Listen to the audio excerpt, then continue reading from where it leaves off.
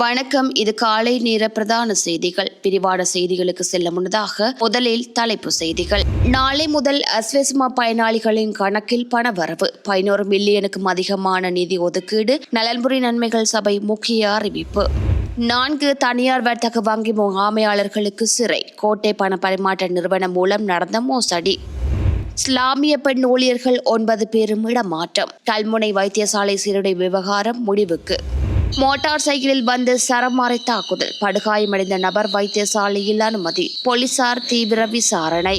செம்மணிக்கு சர்வதேச விசாரணை வேண்டும். ராணுவ முகாம்களிலும் தமிழ் மக்கள் புதைக்கப்பட்டிருக்கலாம். ரவிகரன் சந்தேகம். யாழில் ஏஎல் தேர்வு எழுதிய 19 வயது மாணவன் திடீர் மரணம். இன்று முதல் 11 நாட்களுக்கு மதுபான கடைகள் மூடல். மதுபான திணைக்களம் விடுத்துள்ள உத்தரவு. இனி தொடர்பான விரிவான செய்திகள். விரிவான செய்திகளுக்கு செல்லும் முன்னர் நீங்கள் எமது செய்தி சேவைக்கு புதியவர் என்றால் இப்போதே எமது செய்தித்தளத்தை சப்ஸ்கிரைப் செய்து இணைந்திருங்கள்.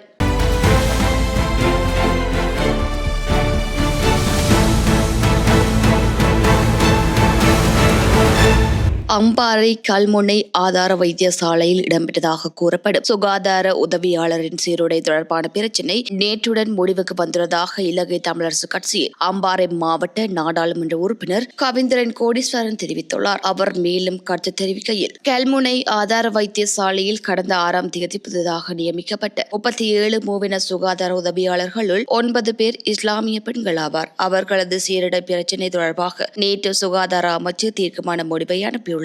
அதாவது குறித்த 9 இஸ்லாமிய பெண் சுகாதார உதவியாளர்களையும் அருகிலுள்ள கல்முனை அஷ்டப் ஞாபகார்த்த ஆதார வைத்தியசாலைக்கு இடமாற்றம் செய்வதற்கான உத்தரவு கிடைத்திருக்கின்றது. அவர்கள் இன்று விடுவிப்பு செய்யப்படவிருக்கிறார்கள். அத்தோடு இந்த பிரச்சினை முடிவுக்கு வருகின்றது என்றும் அவர் தெரிவித்துள்ளார். இதேவேளை கல்முனை ஆதார வைத்தியசாலையின் வைத்தியசாலை குழுவின் தலைவர் பிரபல சமூக செயற்பாட்டாளர் சந்திரசேகரம் ராஜனிடம் கேட்டபொழுது, ஆம், இதற்கான இடமாற்ற கடிதம் இன்று சுகாதார அமைச்சரிடம் கிடைக்கப்பட்டிருக்கின்றது. நாளை அவர்கள் 9 பேரும் விடுவிக்கப்படுவார்கள். இதற்காக ஒத்துழைத்த சுகாதார அமைச்சர் நலிந்த ஜேதிச, அம்பாறை மாவட்ட நாடாளுமன்ற உறுப்பினர் கவி கோடீஸ்வரன், நாடாளுமன்ற உறுப்பினர் ஆதம்பாவா உள்ளிட்ட அனைத்து தரப்பினருக்கும் எமது குழுவின் சார்பில் மனமார்ந்த நன்றிகளை தெரிவிக்கின்றேன் என்றும் அவர் தெரிவித்துள்ளார்.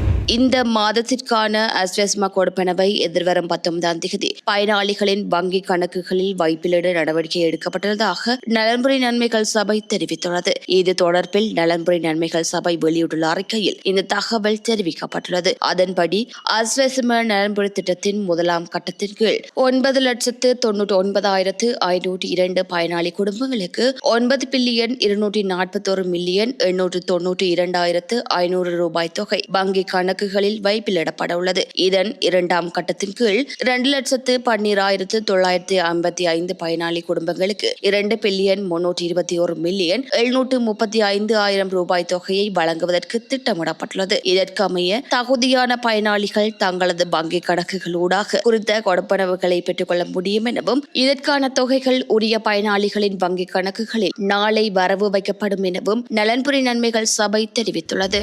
இலங்கை ராணுவம், கடற்படை மற்றும் விமானப்படை ஆகிய முப்படைகளினாலும் தனித்தனியாக நடத்தப்பட்டு வரும் ஆராய்ச்சி மற்றும் அபிவிருத்தி பிரிவுகளை ஒருங்கிணைத்து ஒரே தேசிய ஆராய்ச்சி மற்றும் அபிவிருத்தி மையத்தை நிறுவ ஜனாதிபதி அனுரகுமார திசாநாயக்க யோசனை தெரிவித்துள்ளார். பாதுகாப்பு அமைச்சின் 2027ஆம் ஆண்டிற்கான பாதீட்டுக்கு முன்னாயத்தமாக ஜனாதிபதி செயலகத்தில் நேற்று காலை நடைபெற்ற கலந்துரையாடலின் போதே ஜனாதிபதி இதனை தெரிவித்துள்ளார். பாதுகாப்பு துறையின் இலக்குகளை மேலும் திறமையாகவும் வினைத்துறையினும் அடைவதற்கு இத்தகைய ஒருங்கிணைந்த மையம் வழிவகுக்கும் என அவர் மேலும் சுட்டிக்காட்டினார்.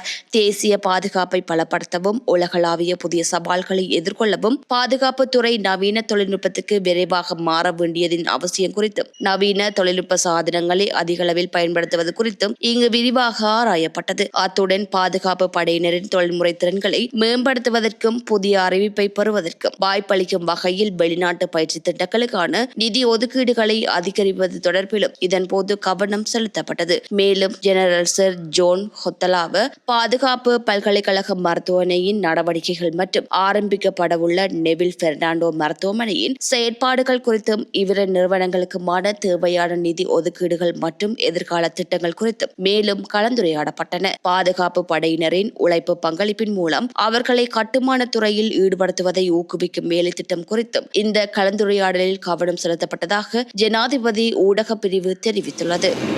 சட்டவிரோத பணப்பரிமாற்ற சம்பவம் தொடர்பில் கைது செய்யப்பட்ட 4 தனியார் வர்த்தக வங்கிகளின் முகாமையாளர்களையும் எதிர்வரும் 20ஆம் திகதி வரை விளக்கமறியலில் வைக்குமாறு கொழும்பு பிரதான நீதவான் நீதிமன்றம் உத்தரவிட்டுள்ளது. இலங்கைக்கு எவ்வித பொருட்களையும் இறக்குமதி செய்யாமல் கொழும்பு கோட்டையில் உள்ள பணப்பரிமாற்ற நிறுவனம் ஒன்றினூடாக $1 பில்லியன் அமெரிக்க சட்டவிரோதமாக வெளிநாடுகளுக்கு அனுப்பியமை தொடர்பில் நிதி குற்றப்புலனாய்வு பிரிவினரால் இவர்கள் கைது செய்யப்பட்டனர்.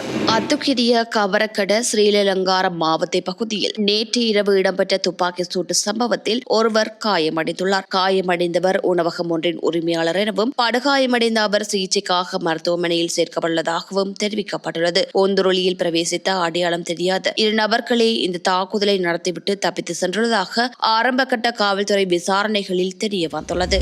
வடக்கே கிழக்கு தமிழர் தாயக பரப்பில் அமைக்கப்பட்டுள்ள ராணுவ முகாம்களுக்குள் எவ்வித நில தொடர்புகளும் இல்லாமல் அமைக்கப்பட்டுள்ள விகாரைகளுக்குள்ளும் கடந்த காலங்களில் தமிழ் மக்கள் படுகொலை செய்யப்பட்டு புதைக்கப்பட்டுள்ளதாக வன்னி மாவட்ட நாடாளுமன்ற உறுப்பினர் ரவிகரன் சந்தேகம் வெளியிட்டுள்ளார். செம்மடியில் நேற்று நடைபெற்ற நீதி நூலம் 2 இறுதி நாள் மாபெரும் ஆர்ப்பாட்ட பேரணியில் பங்கேற்று கருத்து தெரிவிக்கும் போதே அவர் இவ்வாறு தெரிவித்துள்ளார். அவர் மேலும் கருத்து தெரிவிக்கையில் செம்மணி படுகொலை உள்ளிட்ட ஈழத்தமிழர்கள் மீது திட்டமிட்டு மேற்கொள்ளப்பட்ட படுகொலைக்கு பன்னாட்டு நிதி தேவை என்பதை வலியுறுத்திய சிறார்கள், பெண்கள், முதியவர்கள் என பெருந்திரளானவர்கள் ஆர்ப்பாட்ட பேரணியினை முன்னெடுத்திருந்தனர். ஈழத்தமிழர்கள் மீது நிகழ்த்தப்பட்ட சகல படுகொலைகளுக்குமான சர்வதேச நீதி விசாரணை மேற்கொள்ளப்பட வேண்டும் என்ற ஈழத்தமிழர்களின் கோரிக்கையினை தற்போதைய ஆட்சியாளர்களாவது ஏற்றுக்கொண்டு குறித்த படுகொலைகளுக்குரிய சர்வதேச நீதி விசாரணையை மேற்கொள்வதற்கு ஒத்துழைக்க வேண்டும் என்பதை வலியுறுத்தியே இவ்வாறான ஆர்ப்பாட்டங்கள் மேற்கொள்ளப்படுகின்றன. கடந்த ஆட்சியாளர்களின் காலத்தில் செம்மணி புதைகுழி விவகாரம் மூடி மறைக்கப்பட்ட வரலாறுகளும் உள்ளன. அவ்வாறு செம்மணி புதைகுழி விவகாரத்தினை மூடி மறைத்த இனவாத ஆட்சியாளர்களும் சர்வதேச விசாரணைக்கு உட்படுத்தப்பட வேண்டும் என்றும் தெரிவித்துள்ளார். இது தொடர்பில் ஏற்கனவே நான் நாடாளுமன்றத்திலும் வலியுறுத்தியுள்ளேன். அத்தோடு தற்போது வடகிழக்கில் மக்களின் காணிகளை அபகரித்து அமைக்கப்பட்டுள்ள ராணுவ முகாம்களிலும் தமிழ் மக்கள் கொல்லப்பட்டு புதைக்கப்பட்டிருக்கலாம் என்ற சந்தேகங்கள் எமக்கு எழுகின்றது என்றும் அவர் மேலும் குறிப்பிட்டுள்ளார். ஜாலில் உயர்தர பரீட்சை எழுதும் மாணவர் ஒருவர் நேற்றிரவு பரிதாபமாக உயிரிழந்துள்ளார். அரசடி வீதி கந்தர்மடம் பகுதியை சேர்ந்த திருநாவுக்கரசு வைஷ்ணா என்ற மாணவனே இவ்வாறு உயிரிழந்துள்ளார். இது குறித்து மேலும் தெரிய வருகையில் குறித்த மாணவன் கடந்த 10ஆம் திகதி உயிரியல் பிரிவில் 2வது நாள் பரீட்சைக்கு தோற்றிய போது மயக்கமடைந்துள்ளார். இதன் போது அவரது பெற்றோர் வரவழைக்கப்பட்டு வைத்தியசாலைக்கு அனுப்பி வைக்கப்பட்டார். சிகிச்சையின் பின்னர் வீடு திரும்பிய நிலையில் அதன் பின்னர் மீண்டும் 12ஆம் திகதி உடல் சுகையினம் ஏற்பட்ட நிலையில் மீண்டும் சிகிச்சை பெற்றிருந்தார். பின்னர் நேற்றிரவு உணவு அருந்திவிட்டு இருந்த வேளை வலிப்பு ஏற்பட்டுள்ளது. இந்த நிலையில் அவரை வைத்தியசாலைக்கு கொண்டு சென்ற வேளை அவர் ஏற்கனவே உயிரிழந்து விட்டதாக வைத்தியர்கள் தெரிவித்துள்ளனர். அவரது மரணம் சம்பந்தமான விசாரணைகளை திடீர் மரண விசாரணை அதிகாரி அண்டல்லா மேற்கொண்டுள்ளார். உடற்கூட்டு பரிசோதனைகளின் போதும் குறித்த மரணத்துக்கான காரணம் கண்டுபிடிக்கப்படாத நிலையில் உடற்கூட்டு மாதிரிகள் கொழும்புக்கு அனுப்பி வைக்கப்பட்டுள்ளன. நடப்பாண்டில் நிலவும் எல்னினோ காலநிலை மாற்றம் ஆண்டின் இறுதிக்குள் மிகவும் சக்தி வாய்ந்ததாக மாறுவதற்கு 90% வாய்ப்புள்ளதாக வளிமண்டலவியல் திணைக்களம் எச்சரித்துள்ளது. கடந்த 75 ஆண்டுகளில் பதிவான எல்னினோ நிகழ்வுகளை விட இது மிகவும் சக்தி வாய்ந்ததாக இருக்கும் என கணிப்புகள் காட்டுவதாக வளிமண்டலவியல் திணைக்களத்தின் பணிப்பாளர் அஜித் வியேமான தெரிவித்துள்ளார். வடக்கு, வடமத்திய, வடமேல் மாகாணங்கள் மற்றும் மொனராகலை, ஹம்பாந்தோட்டை மாவட்டங்களில் வாழும் மக்களின் உடல் வெப்பநிலையில் குறிப்பிடத்தக்க உயர்வு அவதானிக்கப்பட்டுள்ளது. எவ்வாறாயினும் மேல் மற்றும் சப்ரகம மாகாணங்களில் இடைக்கிடையே மழை பெய்யும் காரணமாக இந்த நிலைமை குறைவாக உள்ளதாகவும் அவர் சுட்டிக்காட்டியுள்ளார். இதனிடையே நீர்ப்பாசன திணைக்களத்தின் கட்டுப்பாட்டில் உள்ள நீர்த்தேக்கங்களின் நீர்மட்டம் சராசரியாக 37% குறைந்துள்ளதாக அந்த திணைக்களம் அறிவித்துள்ளது. தற்போதைய நீரிருப்பு சிறுபோக பருவம் வரைக்கும் எதிர்வரும் நவம்பர் முதல் டிசம்பர் மழைக்காலம் வரைக்கும் போதுமானதாக இருக்கும் என எதிர்பார்ப்பதாக நீரியல் வள முகாமைத்துவ பணிப்பாளர் பொறியியலாளர் HNBSD ஹேரத் தெரிவித்துள்ளார். அத்துடன் வறட்சியான காலநிலை நிலவிய போதிலும் நாடு முழுவதும் உள்ள நீர் சுத்திகரிப்பு நிலையங்கள் 100% கொள்ளளவில் இயங்கி வருவதாகவும் குடிநீர் விநியோகம் குறைக்கப்படவில்லை என்றும் தேசிய நீர்வளங்கள் வடிகாலமைப்பு சபையின் தலைவர் சந்தன பண்டார உறுதிப்படுத்தியுள்ளார். இலங்கையில் சட்டத்தின் படியிலிருந்து தப்பித்து செல்ல முயலும் குற்ற செயல்களில் தொடர்புடைய சந்தேக நபர்களை தடுக்கும் வகையில் வடக்கு கடல் எல்லை பகுதிகளில் குறிப்பாக பாக்கு நீரிணை பகுதியில் பாதுகாப்பு நடவடிக்கைகள் தீவிரப்படுத்தப்பட்டுள்ளன. மன்னார் கடல் வழியாக சட்டவிரோதமாக இந்தியாவிற்குள் தப்பித்து சென்று அங்கிருந்து மத்திய கிழக்கு நாடுகளுக்கு செல்லும் முயற்சிகள் இடம்பெறுவதாக கிடைத்த தகவலின் அடிப்படையில் இந்த நடவடிக்கை முன்னெடுக்கப்பட்டுள்ளதாக கூறப்படுகின்றது. இந்த நிலையில் வத்தளையில் அண்மையில் இடம்பெற்ற பிறந்தநாள் நிகழ்வொன்றின் ஒருவர் கொலை செய்யப்பட்ட சம்பவம் தொடர்பில் தேடப்பட்டு வந்த 34 மற்றும் 35 வயதுடைய இரு முக்கிய சந்தேக நபர்கள் மன்னார் கடல் வழியாக படகில் இந்தியாவிற்கு தப்பித்து சென்றதாக தெரிவிக்கப்பட்டுள்ளது. இந்திய அதிகாரிகளால் கைது செய்யப்பட்ட இருவரும் பின்னர் இலங்கைக்கு அழைத்து வரப்பட்டுள்ளனர். தற்போது அவர்கள் மேலதிக விசாரணைகளுக்காக குற்றப்புலனாய்வு திணைக்களத்தினால் பொறுப்பேற்கப்பட்டுள்ளனர். அவர்களை மேலதிக விசாரணைகளுக்காக கொழும்பு வடக்கு குற்றப்பிரிவினிடம் ஒப்படைப்பதற்கான நடவடிக்கைகளும் முன்னெடுக்கப்பட்டு வருகிறது. சர்வதேச கடத்தல்காரர்களின் உதவியுடன் இடம்பெறக்கூடிய இத்தகைய சட்டவிரோத தப்பித்து செல்லும் முயற்சிகளை தடுக்கும் வகையில் வடக்கு கடற்படை கட்டளையகமும் பாதுகாப்பு படையினரும் கடல் எல்லை பகுதிகளில் சிறப்பு தேடுதல் மற்றும் கண்காணிப்பு நடவடிக்கைகளை தொடர்ந்து முன்னெடுத்து வருகின்றனர்.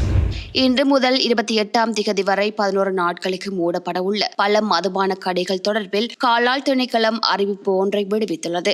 இன்று முதல் கண்டி எசல பெரஹராவின் முதல் கும்பல் பெரஹரா வீதிகளில் வலம் வரவுள்ள நிலையில் பெரஹரா முடியும் நாள் வரை மதுபான கடைகளை மூட நடவடிக்கை எடுக்கப்பட்டுள்ளதாக காலால் திணைக்களம் அறிவித்துள்ளது. எனவே கண்டி, கடவத்த, சதாரா மற்றும் ஹங்காவத்த கோரள்ள பிரதேச செயலக பகுதிகளில் உள்ள அனைத்து மதுபான கடைகளையும் மூட நடவடிக்கை எடுக்கப்பட்டுள்ளது. மேலும் குண்டசாலை பிரதேச செயலகத்தின் நத்தாரம் போத்த கிராம அலுவலர்கள் கோட்டத்தில் பிரதான சாலையை ஒட்டியுள்ள எரிபொருள் நிலையம் வரையிலான அனைத்து மதுபான கடைகளும் மூடப்படும் என்றும் தெரிவிக்கப்பட்டுள்ளது. இதுபோன்ற செய்திகளை தெரிந்து கொள்ள தமிழ் லங்கா குரல் சேனலை சப்ஸ்கிரைப் செய்து அருகே இருக்கிற பெல் பட்டனையும் கிளிக் செய்து கொள்ளுங்கள். மேலும் இதுபோன்ற செய்திகளை உடனுக்குடன் தெரிந்து கொள்ள தமிழ்லங்காகுரல்.com எனும் இணையத்தின் வாயிலாக எங்களோடு இணைந்து கொள்ளுங்கள்.